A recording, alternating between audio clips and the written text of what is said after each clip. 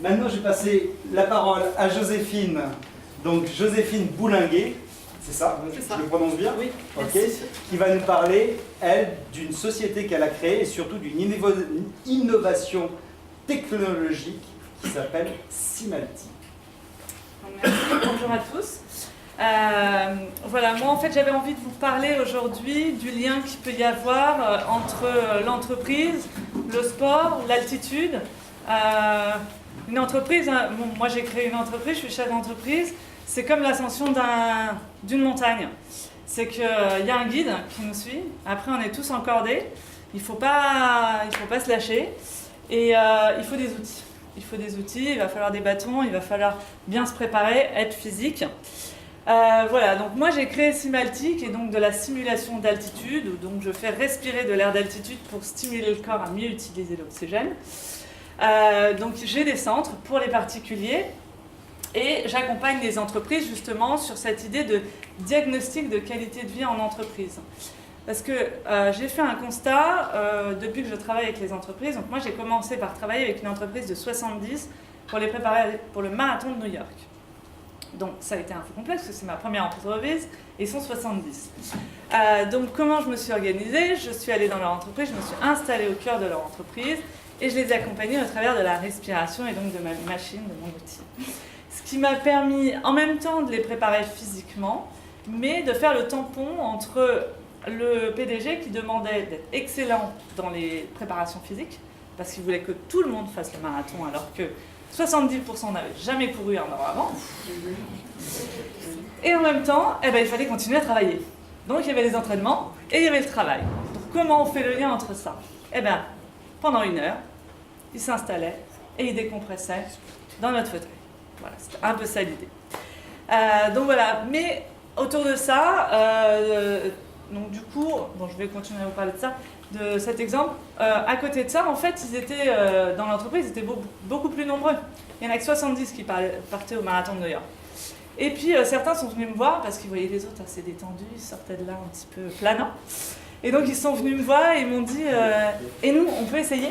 Je dis malheureusement le patron il a dit c'est que pour ceux qui préparent le marathon. Parce que lui il avait l'objectif performance.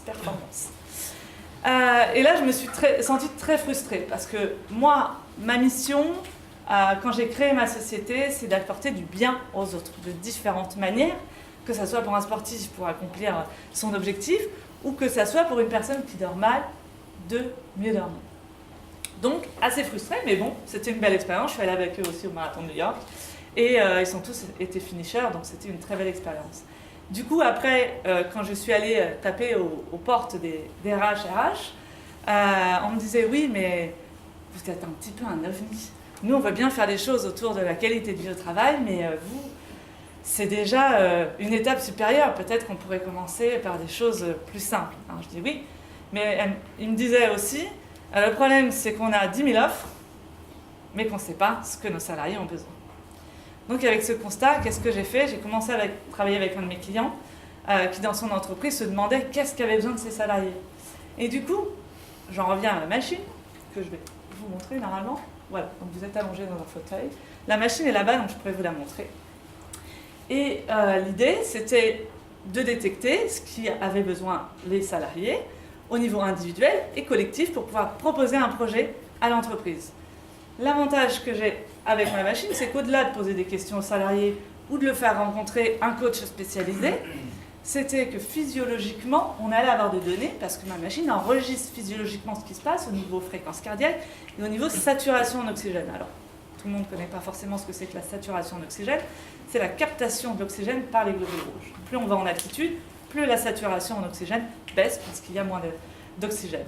Et donc du coup, la saturation en oxygène, elle est variable par rapport à ça, mais elle est surtout variable par rapport à physiologiquement comment réagit le corps. Donc on arrive à voir si les gens sont fatigués, si les gens sont stressés.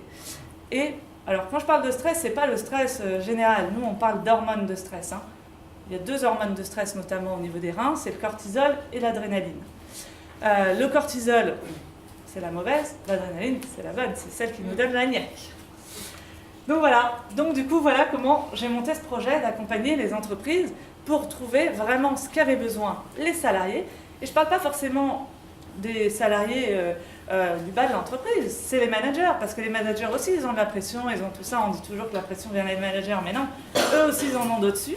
Donc, il faut faire un état des lieux de chacun. Et après, proposer des actions qui sont mises en place aussi bien au niveau individuel, donc que collectif. Et puis collectif, ça peut après être des cours, voilà, c'est des cours de chant ou des cours de sport, ou mettre en place des coachs sportifs, etc.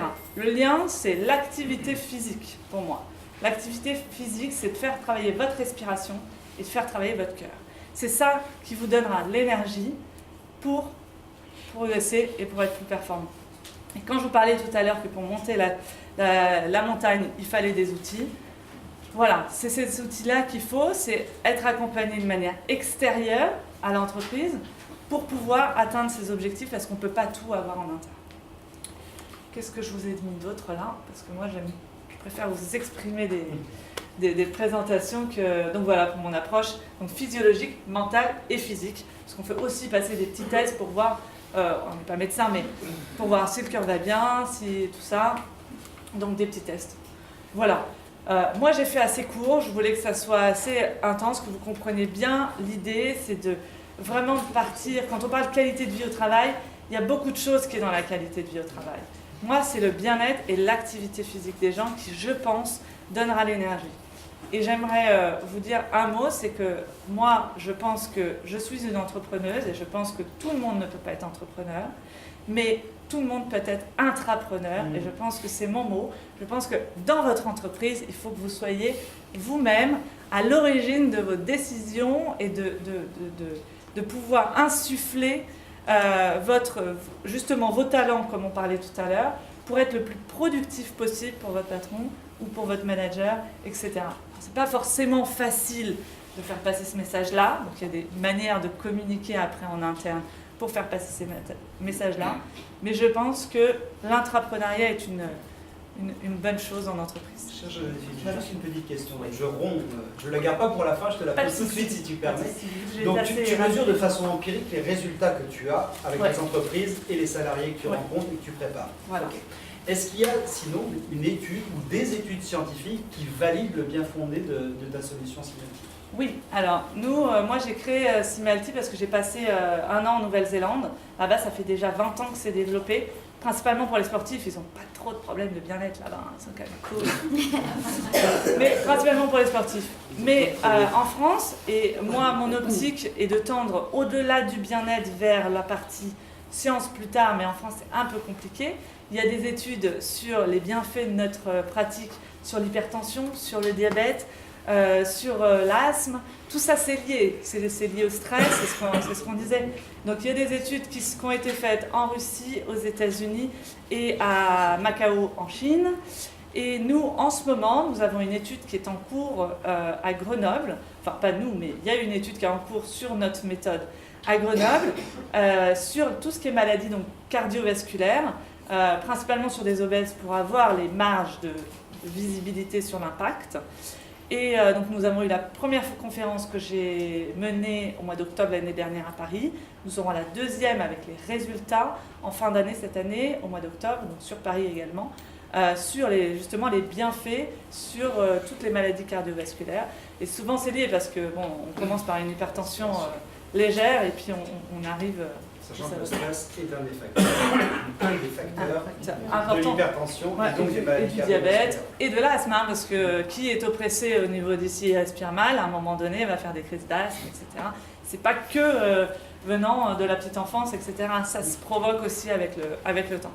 Donc voilà. Merci Joséphine.